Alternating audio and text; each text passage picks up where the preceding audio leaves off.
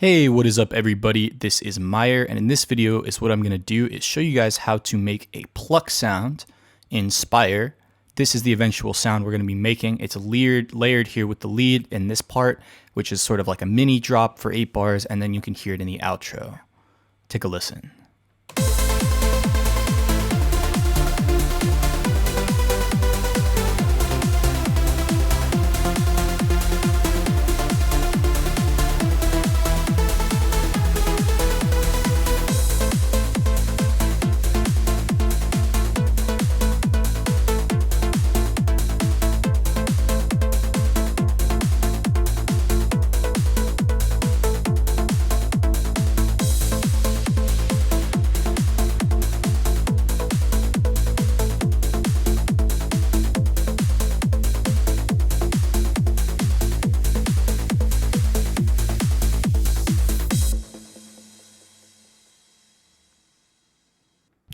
So let's go ahead and get started. We're going to start with the initialized patch, and this is what the pluck sounds like just on the initialized patch. Let me solo this actually, see it.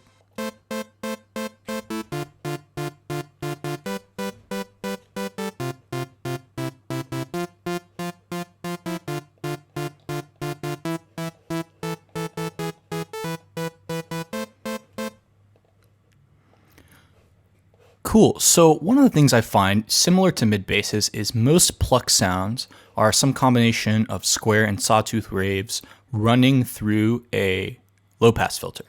So we have a couple different choices, but we use this this low pass 4 for the lead, and I may keep it because I like the sound of a steeper slope on the pluck. I could use like a 2 dB per octave slope like the Infecto, which I think is based on the Virus filter. But let's go ahead and use a 4 dB per octave low pass. And the really important thing when it comes to pluck, similar to the mid bass, is the way in which the filter envelope, which by default in Spire is envelope 3, maps to your filter cutoff. So let's go ahead and reduce the cutoff.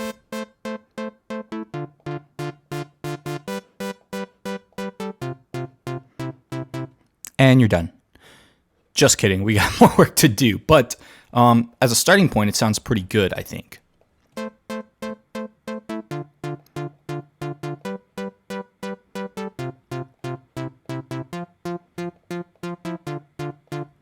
Now, one thing that's really important with these plucks is I find that adding a little bit of delay really helps. Now, these are doing basically dotted eighth notes, except at the end. So dotted eighth, dotted eighth, dotted eighth, dotted eighth, or they're spaced out by dotted eighth. They're all 16th note length. And that's actually something, when you're looking at your pluck pattern, if your notes are too long, it can sound just kind of awkward.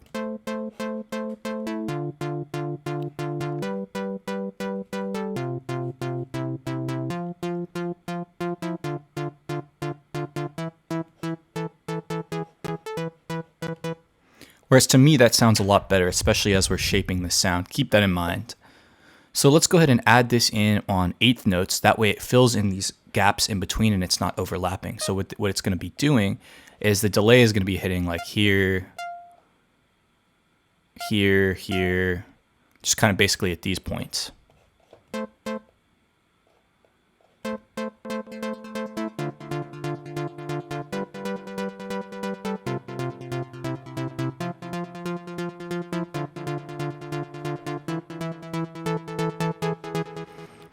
Now, next is what I'm going to do is play around with the amplitude envelope.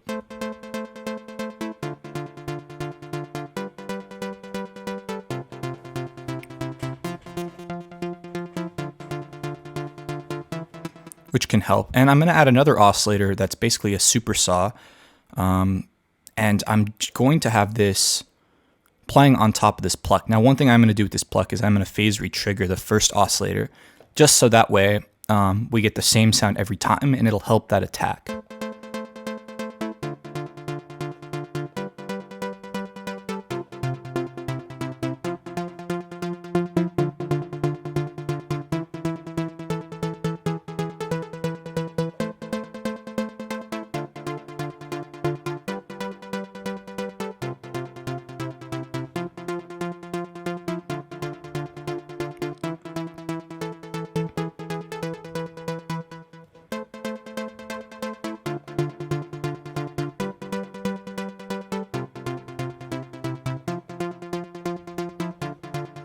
Let's see if adding any noise helps. I'm going to once again turn key track off using the noise oscillator.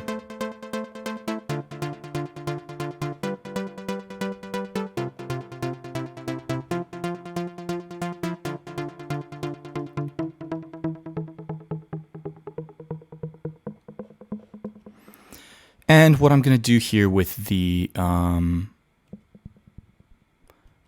is I'm actually going to use the mod wheel to be able to open up the filter. That way we can play around with this over time. So mod wheel is going to affect cutoff 1, and it's going to affect envelope 3 amount 1. So when this is open all the way,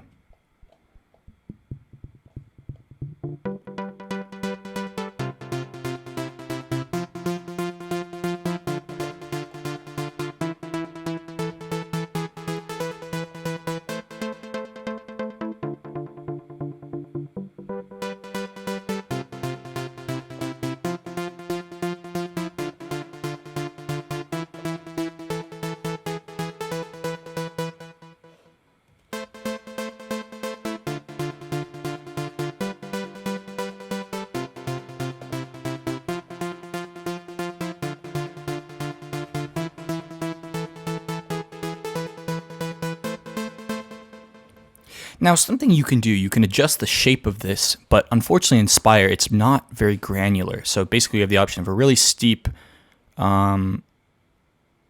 slope, kind of gentle one, and then something that's more concave rather than convex.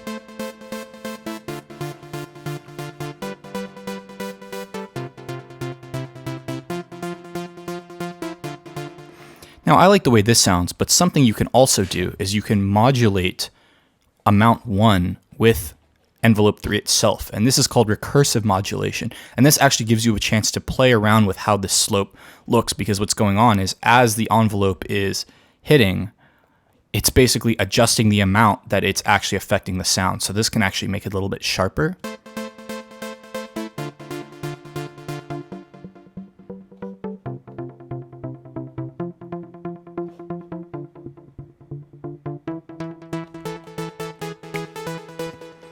And with envelope 4, what I'm going to do is use a very short attack, and I'm going to map it to both the filter cutoff and all oscillator pitch. And this is going to really help give it an initial attack if we want it. Now we're going to see if this actually sounds good.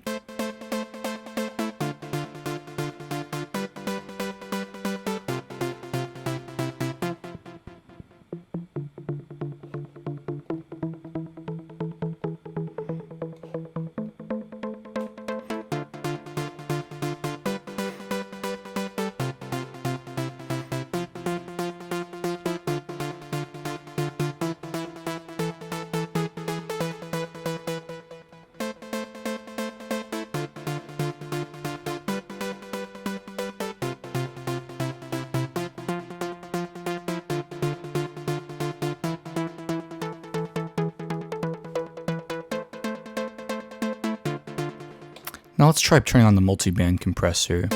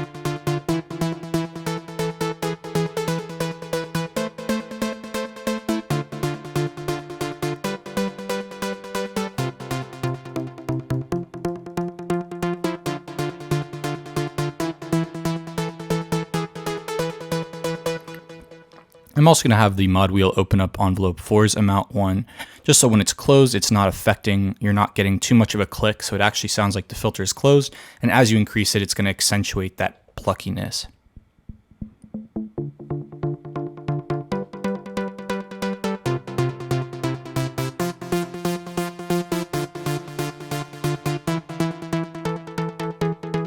That's what you're hearing.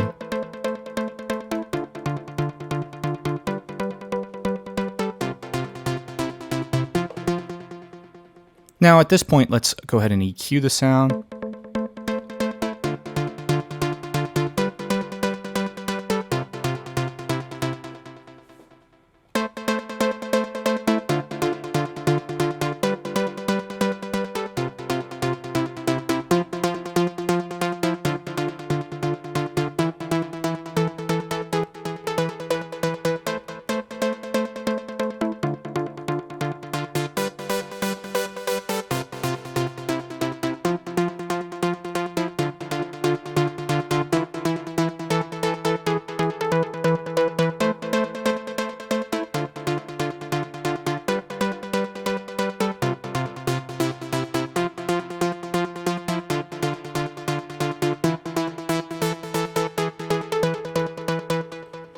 Now let's hear that layered with the lead.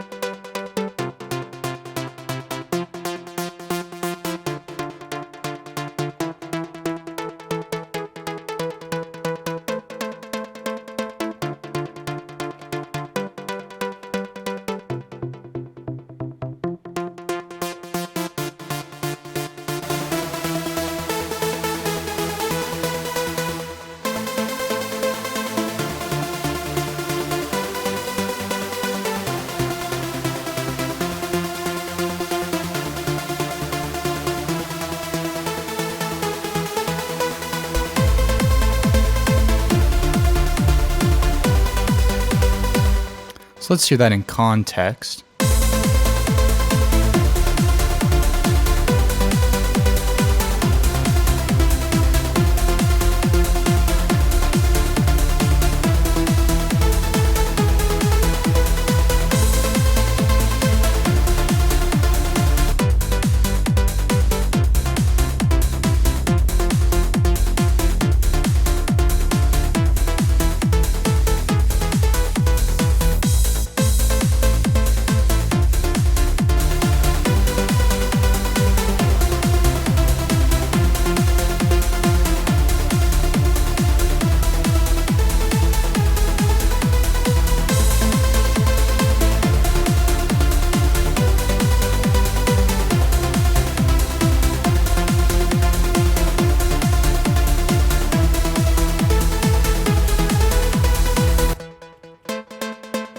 And let's go ahead and add some reverb to this pluck as well.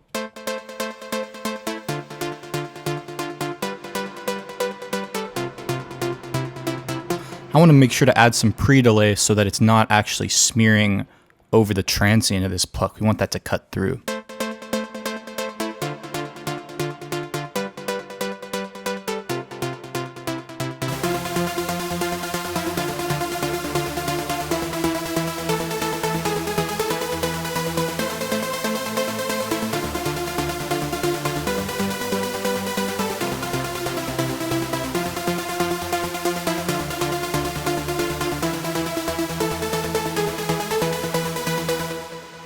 Now, one of the things you'll find is the energy of the Plucks isn't too much in the top end. So while you can boost the top end a little bit, you don't want to go too overboard, or otherwise you're going to make it just too clicky, and the lead's already taking care of that. Whereas the Pluck, a lot of the energy is in the 400 hertz range, I find.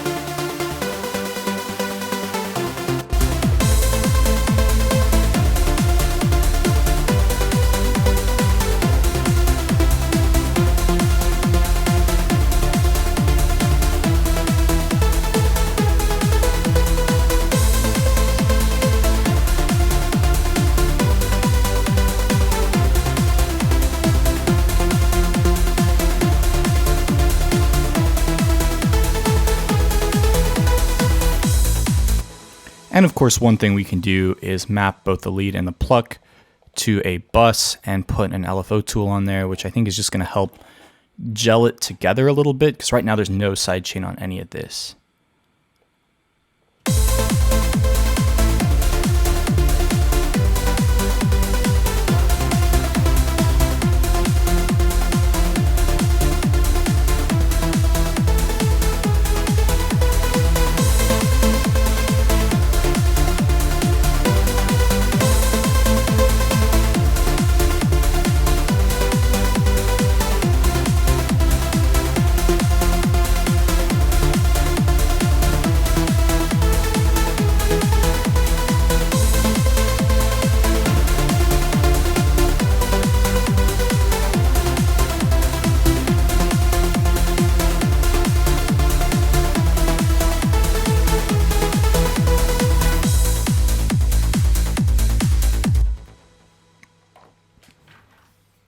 So one thing I also want to look at is maybe adding these plucks to the intro part. So what I can just is what I'm going to do is just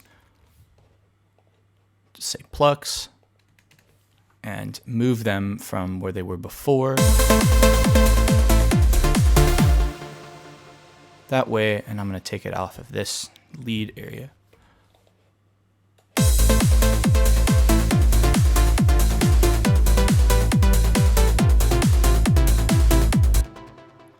So theoretically what you can do here is we aren't changing the bass, so there's no reason to try to have the bass changing, but just for the intro, moving these lower notes up.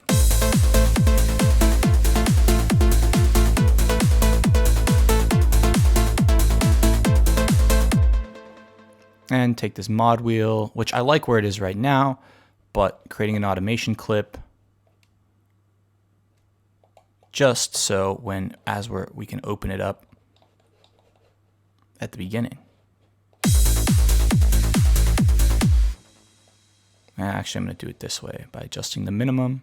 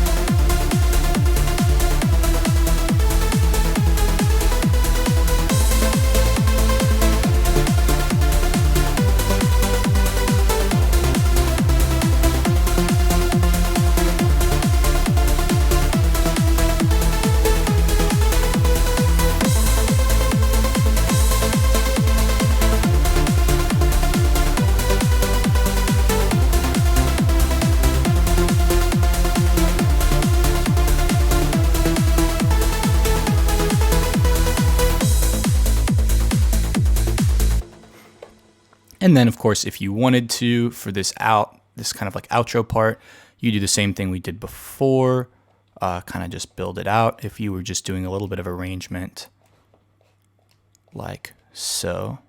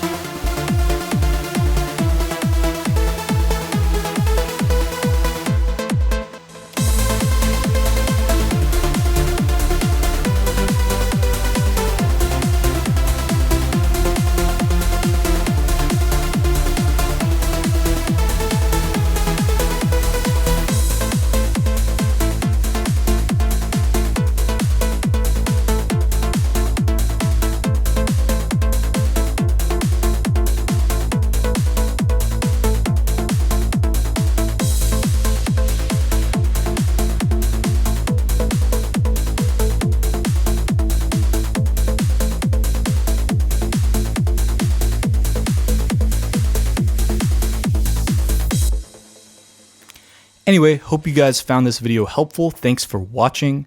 Don't forget to like, subscribe, and maybe leave a comment if you have any questions or anything like that. And I'll see you guys in the next video. I think next is what I'm going to do is build a pad sound. See you guys then.